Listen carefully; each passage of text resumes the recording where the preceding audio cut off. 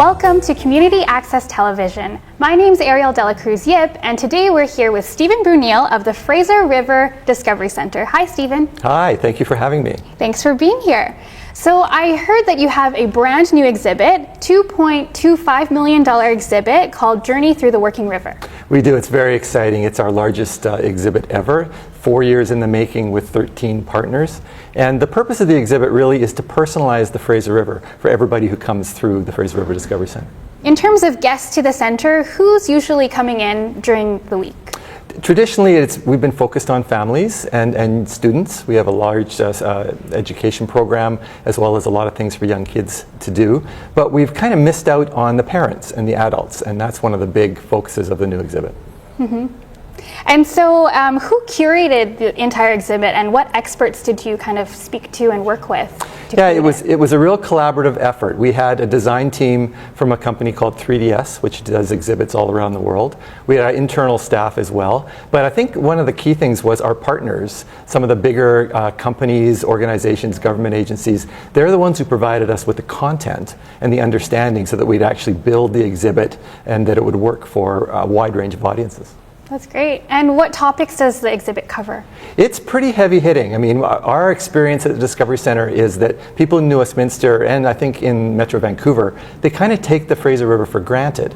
And we wanted to make sure that the Fraser River, particularly economically, has a huge impact on them. So we've built the exhibit for parents, for adults, for seniors, students, and of course young kids. So they can learn through hands-on, interactive, and fun just how important that river is to them in their daily lives. That's excellent.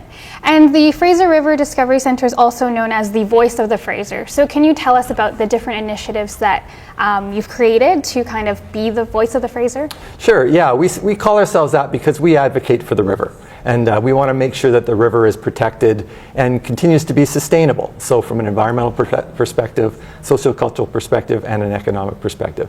And to do that, we have a mix of exhibits. We have 2 floors, 17,000 square feet of exhibits.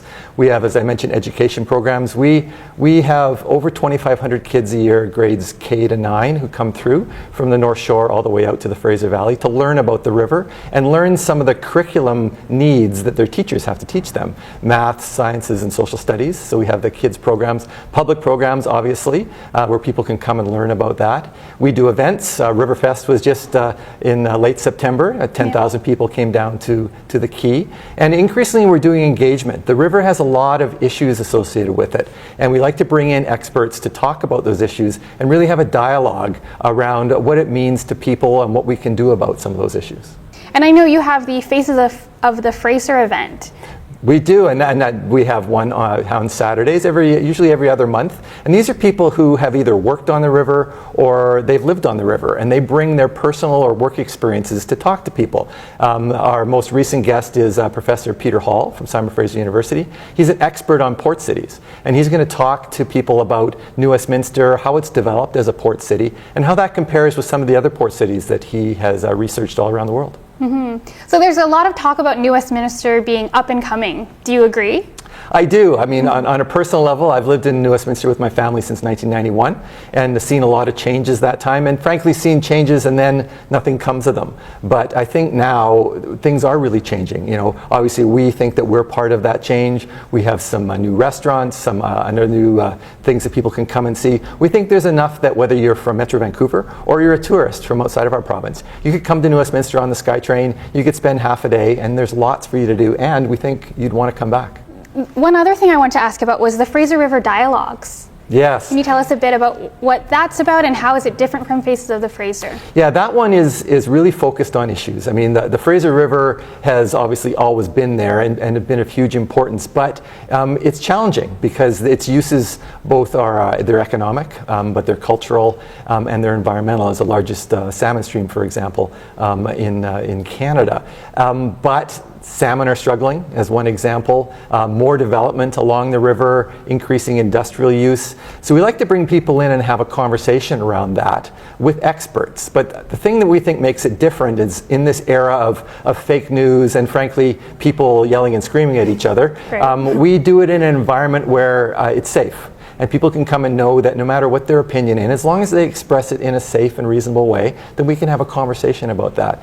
And the first one we did was on Fraser River salmon. It was very well attended. We had Dr. Brian Riddle from the Pacific Salmon Foundation, and we're going to be doing one on emergency and accident management on the Fraser. So how do you plan for and how do you clean up a spill on that river? How do we protect our salmon? How do we protect our First Nation sites? How do we protect our homes and businesses? And we're really looking forward to that.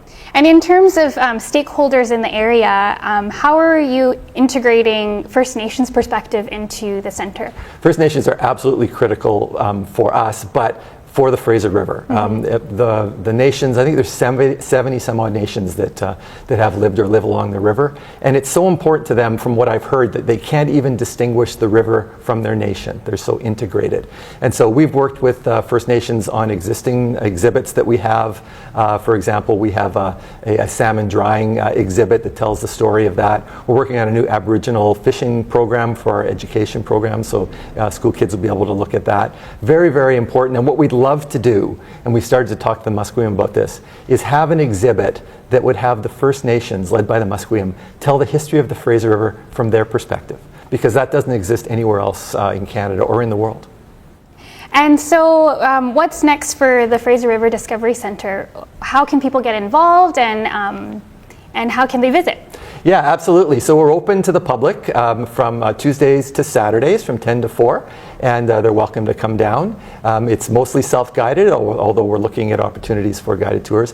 Getting involved is something we're really interested in. We are very small in terms of staff. We rely on volunteers, and we'd love people, if they're interested in the Fraser River from any perspective, to come and volunteer with us, and also to support us. We're a nonprofit. We start the year with zero money, like a lot of nonprofits, and so we're looking to find support for people. If you think that the Fraser River is important to you and you want to help us tell its stories and talk to people about it, then we'd love to see you support it. You can go to our website, www.fraserriverdiscovery.org, and there's lots more information. And I know you're on Twitter, you're on Instagram, also on Facebook. We can plug all of those in on the screen here so people can follow it. Absolutely. Yeah. And really, it's open to all. I mean, one of the things, for example, is Saturdays is our big day to the public. And we know from when my kids were little, parents are always looking for a place to bring their kids. And there's lots to do at the Discovery Centre. Part of the new exhibit is a tugboat.